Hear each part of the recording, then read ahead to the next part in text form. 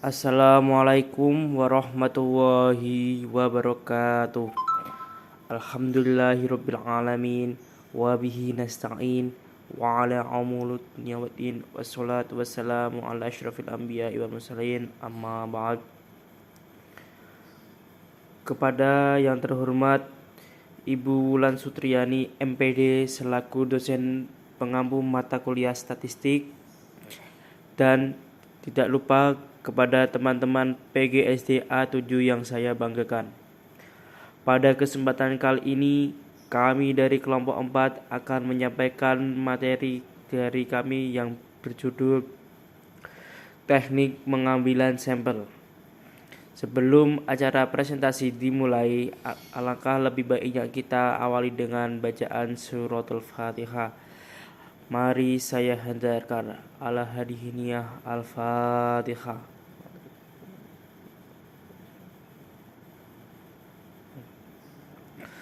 Selanjutnya yaitu sesi pengenalan anggota kelompok. Yang pertama ada saya Ahmad Dimas Maksi Gunawan sebagai moderator. Yang kedua ada Aldis Andinalisti sebagai pemateri. Yang ketiga ada Diana Oktaviani sebagai pemateri. Yang keempat ada Lili Muhajero sebagai pemateri. Dan yang kelima ada Maya Nur Cahyani sebagai pemateri. Oke. Selanjutnya untuk para pemateri saya persilakan menyampaikan materinya. Assalamualaikum warahmatullahi wabarakatuh. Saya Aldis Andinalisti NIM 628 akan menjelaskan mengenai pengertian sampel dan teknik pengambilan sampel. Sampel merupakan sebagian atau wakil populasi yang akan diteliti menurut Arikunto 2006. Sedangkan menurut Nana Sudeja dan Ibrahim 2004, sampel merupakan sebagian dari populasi terjangkau yang memiliki sifat sama dengan populasi. Sugiono juga memberi pendapat bahwa sampel merupakan bagian dan karakteristik yang dimiliki oleh populasi tersebut. Menurut Sukiji tahun 2005, sampel merupakan sebagian untuk diambil dari keseluruhan objek yang diteliti dan dianggap mewakili populasi. Menurut Noto Atmojo tahun 2003, sampel merupakan objek yang diambil dari keseluruhan objek yang diteliti dan dianggap mewakili seluruh populasi. Sampel dalam statistika memiliki arti dengan sampel pada istilah biologi. Pengertian sampel dalam statistika yakni 1. Himpunan bagian dari populasi. 2. Sampel harus memberikan gambaran yang baik tentang populasi sehingga dengan mengambil sejumlah anggota populasi secara keseluruhan. 3. Sekelompok kecil anggota terpilih yang mewakili seluruh populasi. Jadi dapat disimpulkan bahwa sampel merupakan sebagian karakteristik yang dimiliki oleh populasi. Dapat juga dikatakan sampel merupakan bagian kecil yang diambil dari anggota populasi berdasarkan prosedur yang sudah ditentukan sehingga dapat digunakan untuk mewakili populasinya. Teknik pengambilan sampel dibutuhkan pada saat penelitian. Teknik pengambilan sampel berhubungan erat dengan populasi dan sampel yang menjadi bagian penting dalam melakukan suatu penelitian. Pengambilan teknik sampling menurut Sugiono merupakan teknik pengambilan sampel.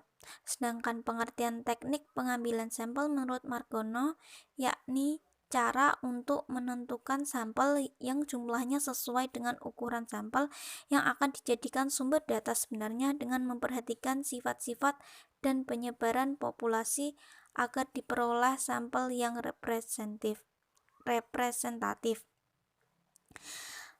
Teknik sampling merupakan bagian yang penting dari metode statistika karena di dalamnya diulas tentang cara pengambilan sampel yang representatif.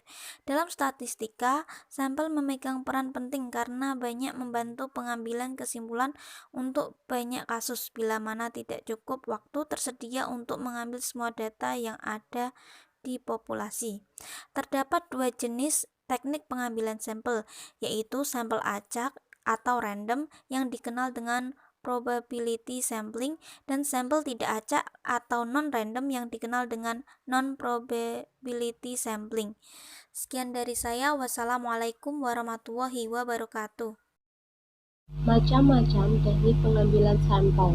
Yang pertama, probability sampling. Probability sampling adalah teknik pengambilan sampel yang memberikan peluang yang sama bagi setiap unsur atau anggota populasi untuk dipilih menjadi anggota sampel. Teknik ini merupakan teknik yang memungkinkan peneliti atau evaluator untuk membuat generalisasi dari karakteristik sampel menjadi karakteristik populasi. Yang termasuk teknik ini adalah simple random sampling, stratified random sampling, systematic sampling, dan cluster sampling. Kemudian teknik pengambilan sampel selanjutnya yaitu non-probability sampling. Non-probability sampling adalah teknik pengambilan sampel yang tidak memberikan peluang atau kesempatan sama bagi setiap unsur atau anggota populasi yang dipilih menjadi sampel. Teknik pengambilan sampel ini diantaranya sampling insidental, sampling bertujuan, sampling bola salju, dan sampling water. Non-probability sampling ini tidak bisa digunakan untuk membuat generalisasi. Assalamualaikum warahmatullahi wabarakatuh. Saya sebagai pemateri ketiga akan menjelaskan tentang tahap-tahapan teknik pengambilan sampel. Menurut Margono, tahun 2004, pengambilan sampel adalah cara untuk menentukan sampel yang jumlahnya sesuai dengan ukuran sampel yang akan dijadikan sumber data sebenarnya, dengan memperhatikan sifat-sifat penyebaran populasi agar diperoleh sampel yang representatif. Oleh karena itu, perlu adanya tahap-tahapan dalam pengambilan sampel, di antaranya yaitu sebagai berikut. Yang pertama, ada menentukan bentuk atau jenis sampel yang paling efisien dan menghasilkan keterangan paling seksama. Yang nomor 2, menentukan cara pengambilan sampel dan menentukan siasat penarikan anggota sampel sehingga sampel bias atau sifat memihak yang terdapat di dalam sampel dapat dihindarkan. Yang ketiga yaitu mempertegas hal-hal yang harus diselidiki, yaitu keterangan apa yang akan dikehendaki bila mana keterangan itu diperlukan dan bagaimana tinggi kesaksamaan keterangan yang diinginkan. Yang nomor 4, yaitu menyusun kuesioner, formulir, wawancara, atau daftar pertanyaan yang akan dipakai langsung oleh penginterview. Yang nomor 5, ada memasukkan anggota populasi ke dalam sampel. Untuk nomor 6, yaitu memeriksa data yang terkumpul terlebih dahulu sebelum memperoleh keterangan dari dalamnya. Untuk yang terakhir, nomor 7, yaitu menyusun hasil penarikan sampel ke dalam daftar dan grafik agar data tersebut lebih mudah ditafsirkan apabila tidak ada lagi kekurangan dan kesalahan.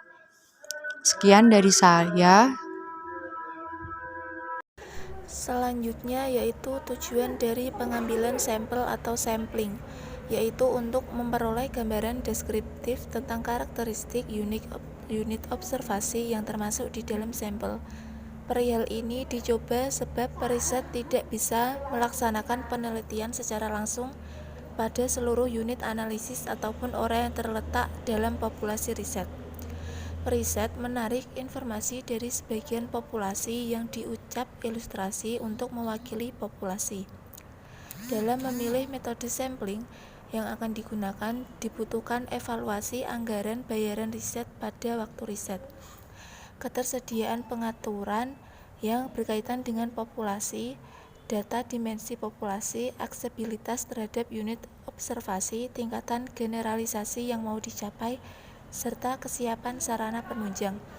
Pemakaian campuran dengan menggunakan berbagai metode pengambilan ilustrasi universal digunakan dalam sesuatu riset dalam menggapai tujuan riset serta membagikan hasil riset yang bermutu, akurat, penuh kriteria, dan bisa dipercaya. Terima kasih kepada para pemateri yang telah menyampaikan materi. Selanjutnya yaitu sesi tanya jawab. Untuk teman-teman bisa menuliskan nama dan NIM di grup WA. Terima kasih.